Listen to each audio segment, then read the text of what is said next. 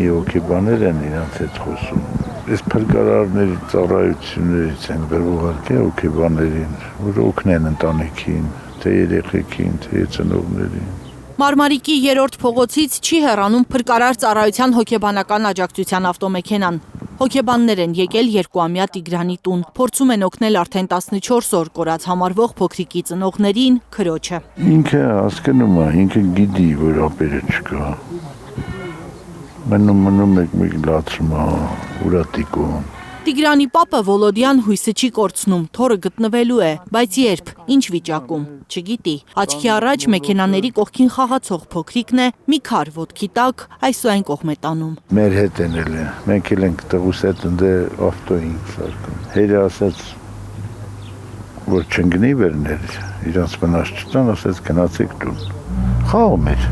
քար էր, ոտը տնում էր վրեն, խաղում էր, երեխեք ոց է խաղում։ Ես էլ չպատկերացրի, որ երեխեք կանայք տանալ։ Եթե մի պահ կասկածեր, իրեն կնետեր դեպի փոքրն ու այնպես կգրկեր, որ ոչ վարարած գետին մոտ կգնար, ոչ էլ վտանգը մոտ կգար։ Այս պահանդից այդ մի պահն այլ է, որ հերը ասեց գնացեք տուն։ Ու տուն չհասավ Տիգրանը, անհետացավ մի ասեղի պես, ասում են հարևանները, որոնց տներում անգամ փրկարարները դարակ առ դարակ Տիգրան են փնտրել։ Ինչքան տեղ կա մեր տուն, լրիվ նայել են, հարևանի տներ, կրիշներ, լրիվ կտուրներ, լրիվ նայել են։ Տներներ են։ Հա, մի անգամ, ոչ թե մի անգամ, մի քանի անգամ։ Տների մեջ նայել։ Այո։ Լրիվ մտել են, դաժե գոնդել են նայել։ Մտել են ամբողջ այս դաշտեր, լրիվ նայել ենք։ Դաժե այս գետի ափերով իջել են, զորտել են, բաղջիկի մեջ սնկ երեխայա կարող է մեկ լուծե եկե մտել մեկի հայ այդ բան։ Չեն գտել։ Մի դար ավել է մենք ասե ապրում ենք, մի դար 10 տարի։ Մենք ասես բան նոր տեսնում ենք, ասենց դաժան, ասենց ամ։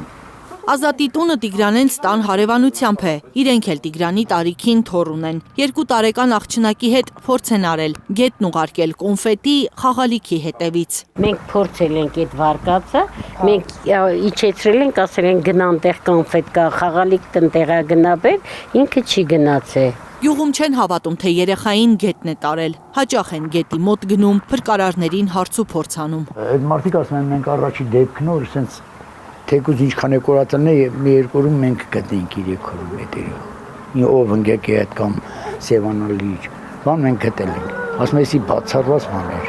հեքիաթ էր։ Վատ հեքիաթ, որտեղ փորձում են չար հերոսներ երեխայի ծնողներին դարձնել։ Գյուղում միաբերան ասում են, օրինակելի ընտանիք է, օրինակելի հայր ու մայր, որ կոտորվում են արդեն 14 օր։ Ուր բանալնեք նրա մուրը, դուք գիտեք նրա մեր ինչ ձև երեխայա պահում, ինչ ձև ընտանիքա պահում, ինչ ձև տունա պահում, որ դուր նրա մուրը փնովում եք։ Իրոք լավ մամայա, մենք հեսա փոքրիկ ունենք, այդ ձևի ես իմ գուրգուրած, չգիտեմ, ճիշտ է մեր երեխեն է, մեր աչքի լուսինը պահում ենք, ես շատ ցավում եմ նոր այրին տեսնալուց իմ ամբողջ մարմինը քրքրվում է։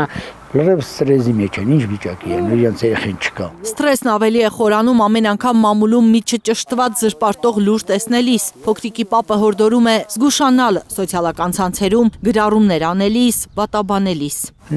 Երեխեք ոչ խաղամուլ են, ոչ թմրամուլ են, նորմալ ընտանիքի տեր երեխա են,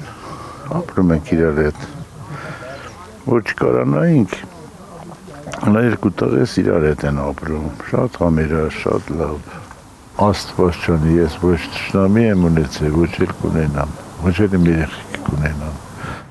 Մի քանի ժամ աշխատելուց հետո հեռանում են փրկարար ծառայության հոգեբանները, հրաժարվում են հարցազրույց տալ, պատմել ընտանիքի վիճակի մասին, անգամ ներքին գործերի նախարարությունից թույլտվություն ստանալուց հետո։ Լիլիթ Խալաթյան, Հենրիկ Համազասպյան, Հայրուր։